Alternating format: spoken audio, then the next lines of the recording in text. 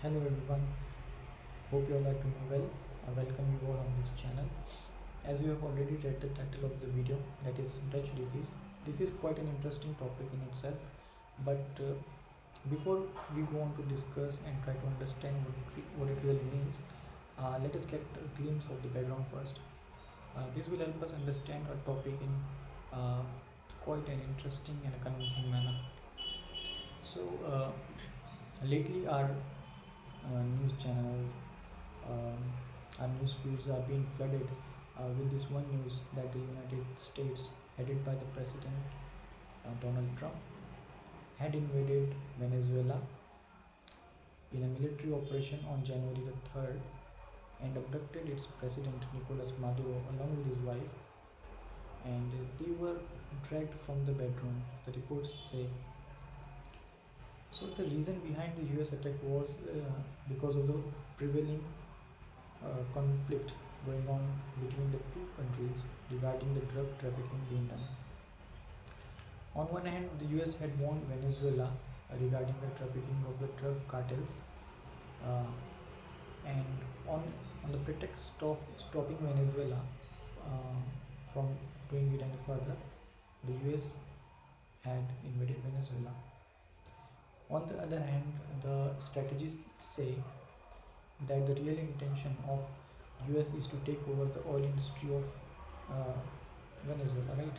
So the countries like Argentina, El Salvador, Paraguay, Panama have supported US in these attacks, and of course Israel.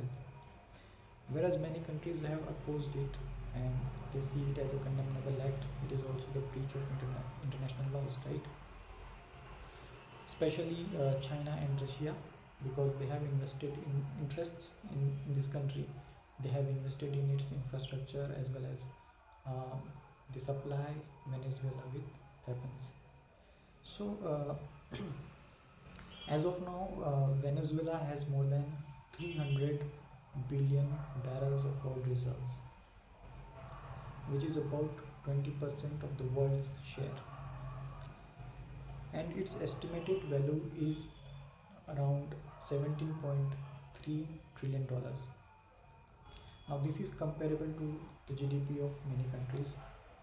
For example, GDP of USA is around 30 trillion dollars, GDP of China is around 19 trillion dollars, and GDP of Japan and India is little over 4 trillion dollars, right?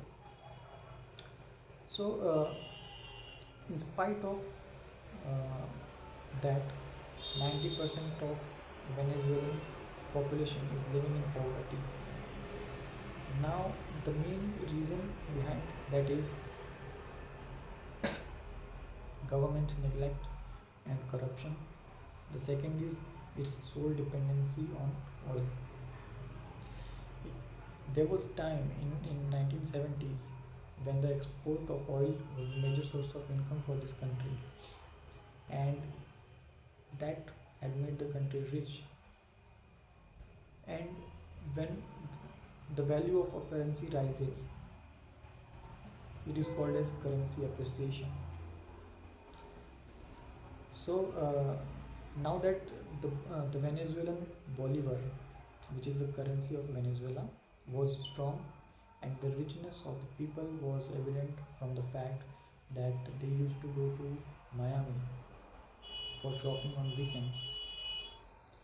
But the situation changed in 1980s when the prices of the oil dropped and it shook the whole system.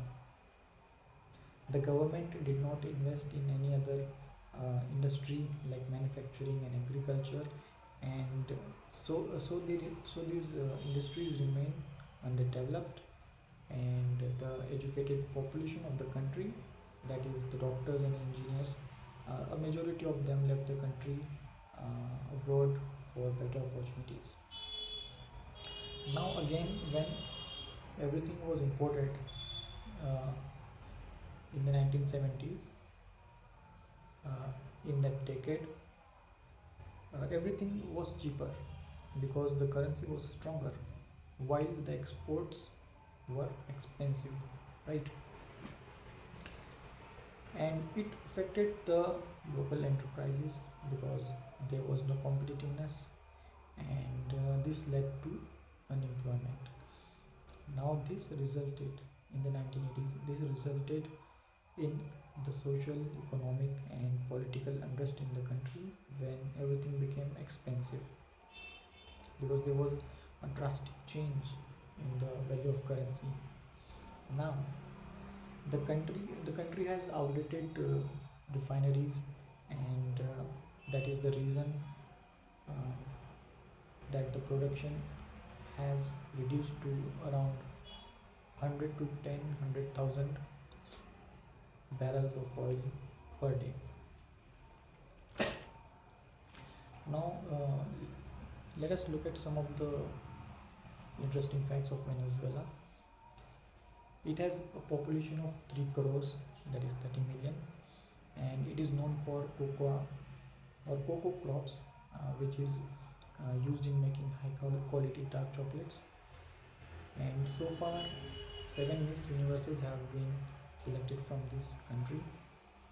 The famous Andes Mountains cover its western borders, and a part of the Venezuela is covered by Amazon forests. It has beautiful landscape and of course beautiful Latina women. Now let us come to our topic of concern, that is Dutch disease. Now everything that I have discussed or talked about is related to this phenomenon which we are going to talk about, which we are discussing, right? So Dutch disease is not some kind of an organic disease, but it's a term in economics. uh, Now how this term came into being, let's see that. Let's first define Dutch disease. So Dutch disease means the negative consequences that can arise due to currency appreciation resulting from a boom in one particular industry, such as natural resources, that is oil in this case, right?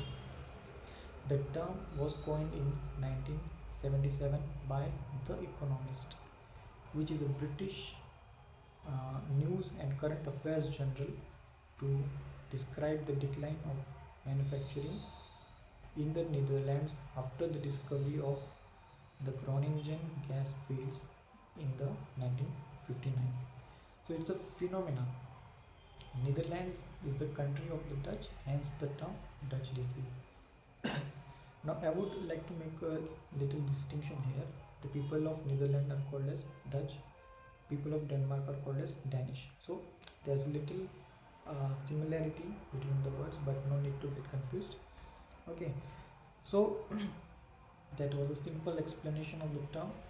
And nowadays a similar situation can be observed in Iran, where one where an item used to cost around 1000 riyals now costs over like 100 to 100,000 riyals.